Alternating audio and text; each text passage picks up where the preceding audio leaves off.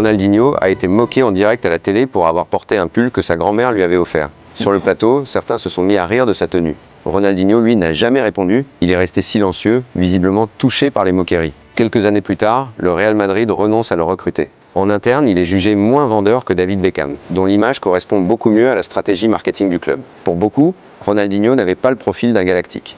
Son physique ne collait pas aux standards recherchés, et certains pensaient même qu'il ne ferait jamais vendre autant de maillots. Lors de son passage au Paris Saint-Germain, une partie des observateurs critiquaient aussi son style de jeu. On lui reprochait de privilégier les gestes techniques, les dribbles spectaculaires et le show plutôt que l'efficacité. Quand il rejoint le FC Barcelone, les doutes continuent. Beaucoup s'inquiètent de son hygiène de vie, de son goût pour la fête, et pensent qu'il ne réussira jamais au plus haut niveau.